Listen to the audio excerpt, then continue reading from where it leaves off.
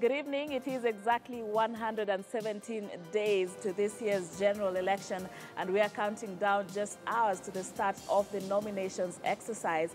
The political scene is heating up. My name is Sharon Mumanyi. Welcome to this edition of News Sources. Indeed, and as the political temperatures move a notch higher, we continue to give perspective and context to the issues at play. My name is Julie Masiga. Before we delve into the issues, let's have a look at the highlights.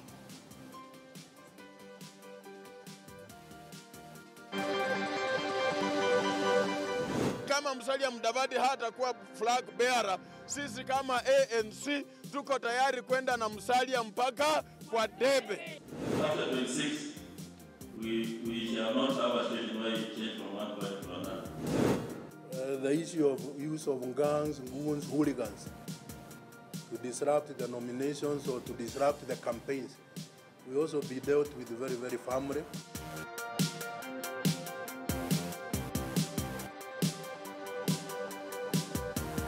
Indeed, many thanks for joining us tonight. Now, let's begin with a red-hot issue in the opposition National Super Alliance, where a report that was allegedly leaked by ODM claims that the 12-member committee has settled on the ODM leader, Raila Odinga, as the NASA presidential flag bearer, Wiper's Kalonzo Musyoka as his running mate, and Ford Kenya's Musalia Mudavadi as a chief minister, and Ford Kenya's Moses Wetangula as speaker of the House of his choosing. Now, ODM maintains that indeed an agreement was reached by the NASA Coordinating Committee on the lineup, but the Amani National Congress has hit back, accusing the Orange Party of acting in bad faith. Just who is fooling who? The way the story has come out is that there's a split, there's a firestorm. But we can see the four of us are here representing all the parties. We are the people with the authority, yes, from the National Super Alliance. Yeah. Why should you listen to somebody else who doesn't have that authority? What Nyenze said, but leader came out to say that is Nyenze's democratic right to say what he said. We are also putting it now. That was Zani's democratic right to say what she said. But it's not the position of the principal Raila Odinga or ODM, or what Nyenze said was not the position of Kalonzo Musyoka as a principal and Wiper Democratic Party.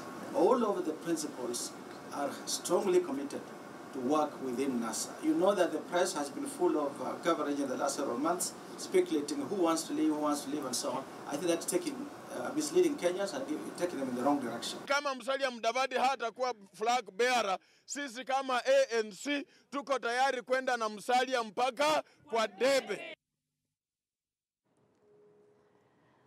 All right, and we also have Wafula Chebukati from the IBC, who today just spoke about very precisely about candidates not being allowed to party hope after the entire nomination procedure is done. Let's just hear what he had to say.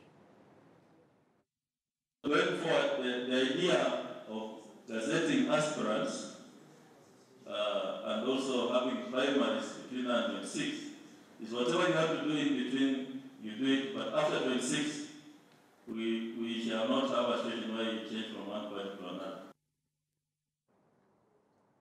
All right, so before we delve into that discussion, let's introduce our panel tonight. And to my immediate left is Lona Erungo Masharia, who's a communications strategist. Many thanks for joining us today, tonight actually, Lona. And then we also have Dr. Nelly Bosire, who is a former official at the KMPDU and also a commentator on political and social issues. Many thanks for joining us tonight. So just this hot issue, the immediate question that comes to mind, who stands to benefit by the leaking of this report? Whether it is true, we saw the ODM SecGen saying that actually this is what they had deliberated on. What do you read into this, Lona? We've established we're in silly season, and and I don't think any of these coalitions have had a story. We've had leakages from both sides of it. So there could be disgruntled members, there could be people. From where I sit, if we look at who the four principals are, for me it's a numbers game. It's a simple numbers game. The flag bearer will always have to be somebody who can deliver and probably can do have a unifying force. And as the leak, shows that alleged list of people, does it indicate, the numbers? First and foremost, what is a chief minister? What is the yet chief to be minister? established position, which we might need to amend the constitution for or something, because it doesn't exist. So I don't understand. So part of my problem with this whole thing is I'm actually hesitant to commentate on anything because I think we're just being treated to shenanigans and being kept busy.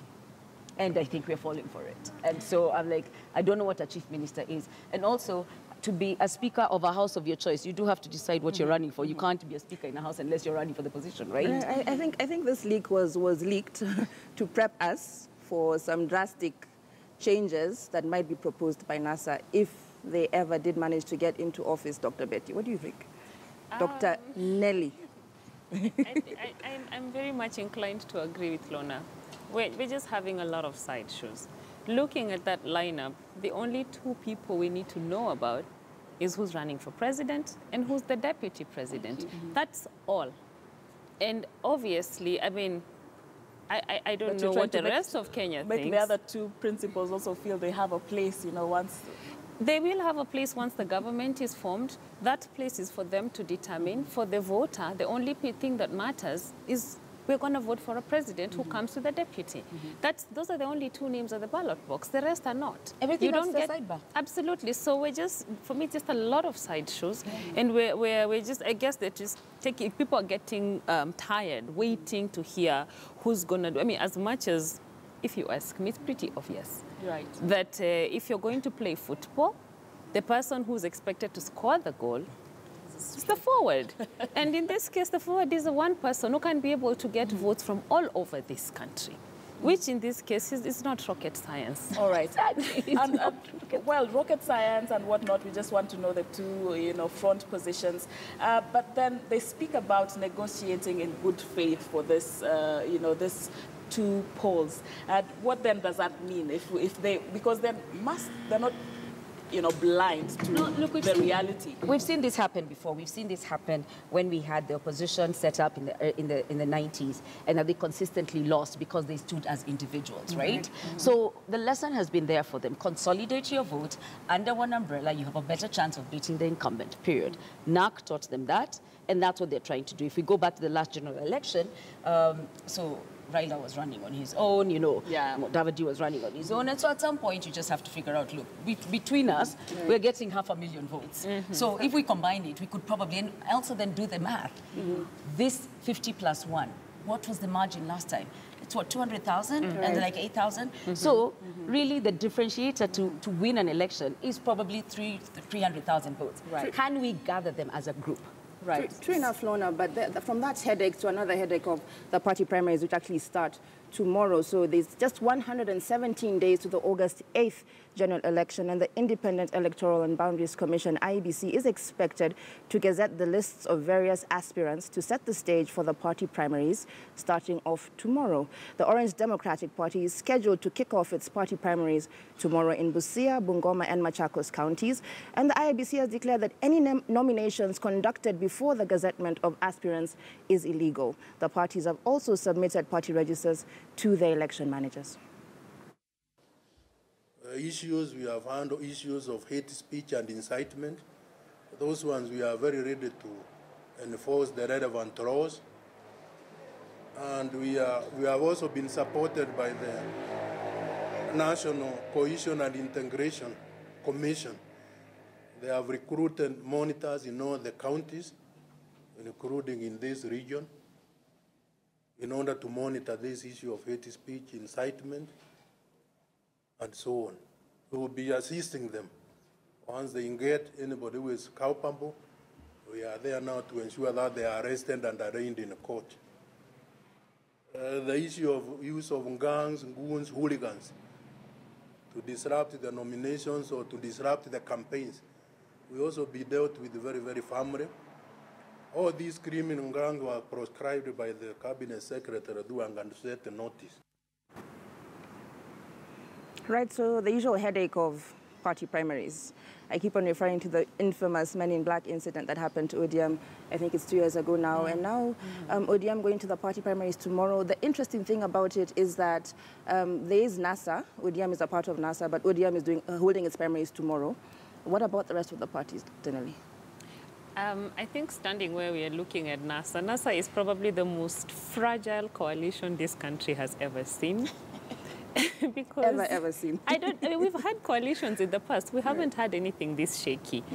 It is 117 days to the elections. They're supposed to start campaigning, seriously campaigning to win the presidency, and they haven't even decided, or publicly at least announced, who these people are going to be. Then we go to primaries amidst that. It's, as I said again, the person who's going to score is the person who's the forward. And right now what ODM is doing is basically just showing its might, especially to the public.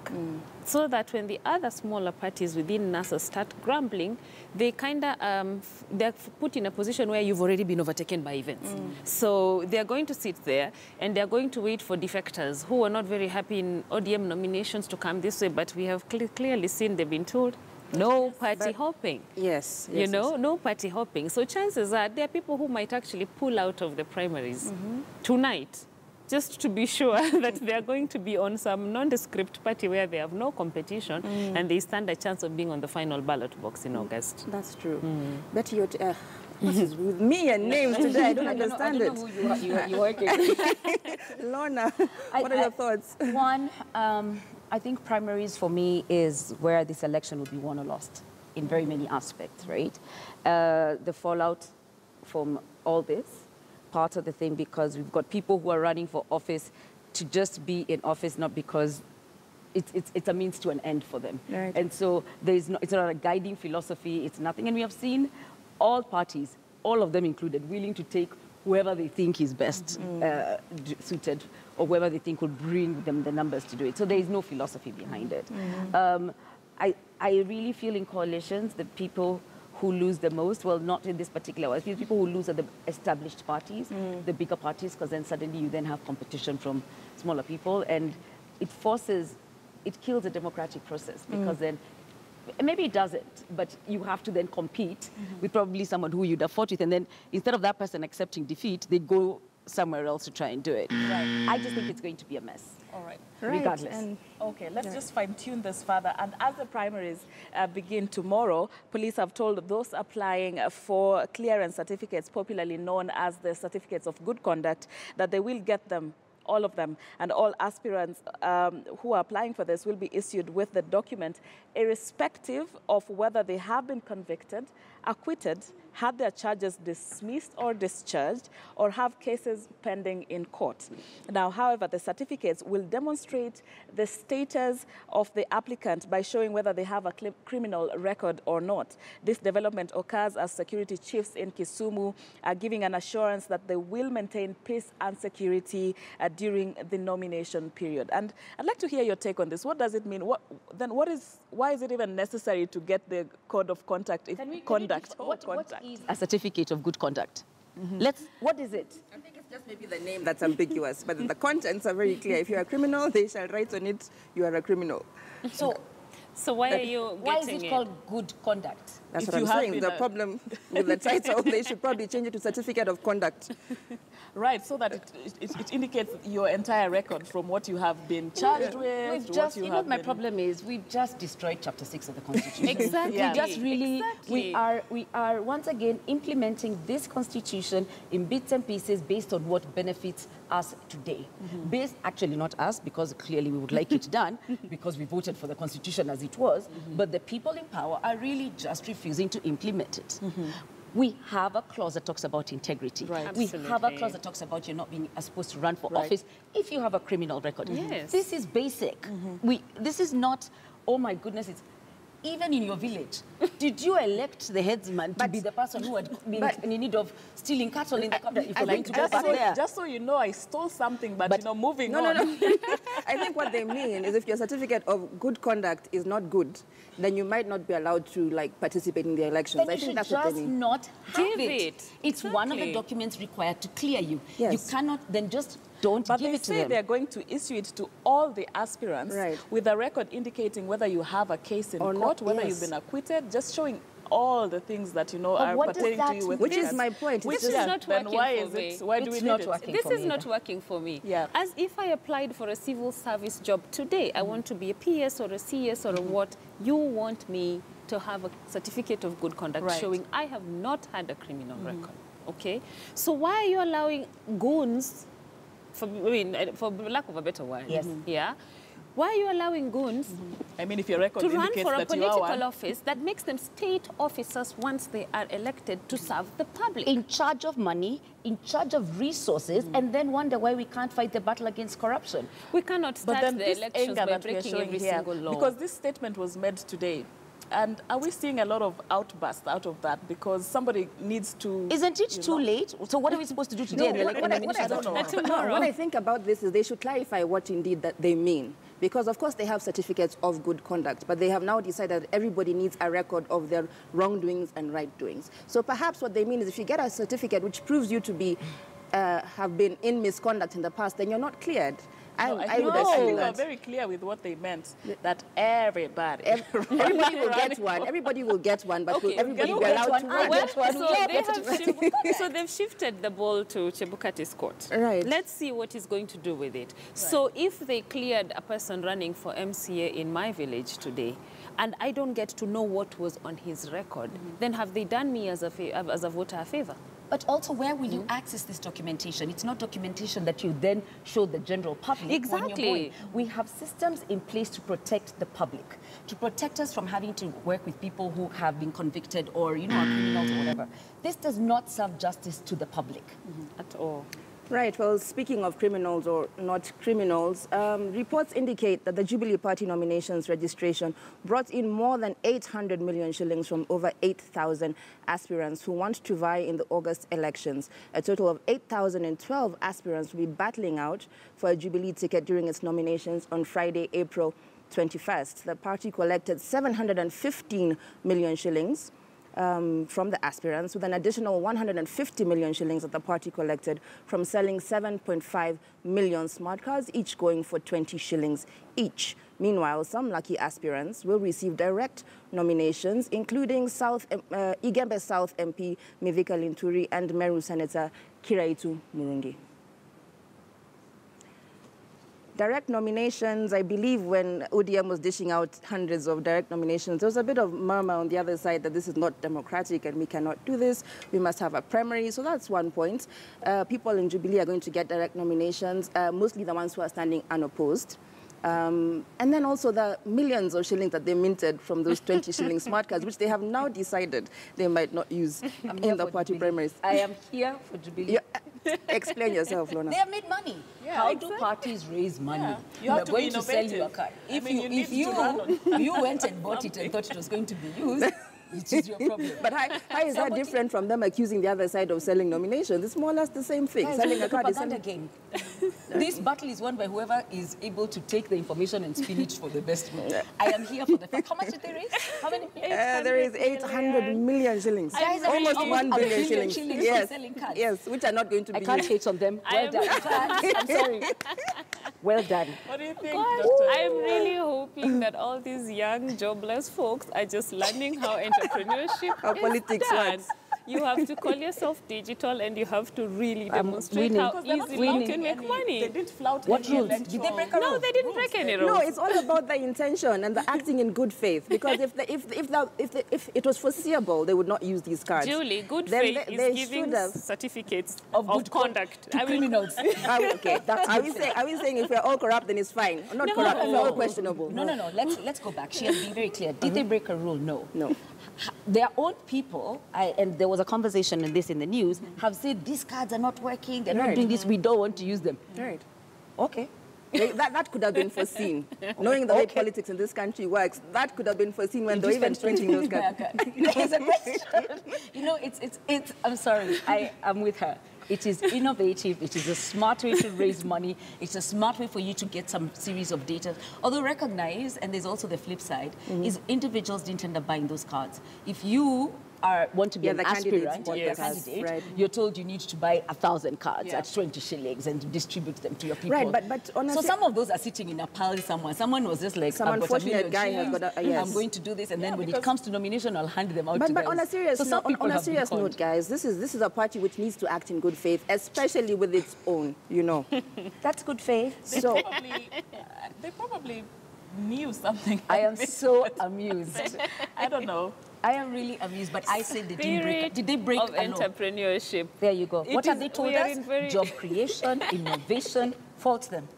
Fault them. Well, they are yet to do their nominations. We'll see how those go. Maybe those people will happen. show their cards. We Maybe will people we'll will judge show them on the merits of those nominations. That's how we'll judge them. Right now, we are judging them on their ability to raise money. They get 100%. Point noted, Ms. Mona. All right, maybe we should also throw this to you, to our viewers. Just tell us what you think about this, the amount of money that Jubilee has been able to make from its aspirants. Is this innovation? Do you think this was in bad faith? Noting that they actually have not floated any electoral laws. Just give us your thoughts. What do you think about this? And just to remind you also, our teachable tonight, we're speaking with Jubilee also, just coming after that portal that was launched just the other day. And we're asking you, has the Jubilee government fulfilled its promises that it made to Kenyans in 2013? Do you feel that the government has fulfilled the promises it made to you when it was coming into power? Do tweet us at Sharon_Momanyi, at Julie Masiga, at KTN News. Use the hashtag news sources, and we shall be sampling your views as we continue. We're taking a short break now. Don't go too far.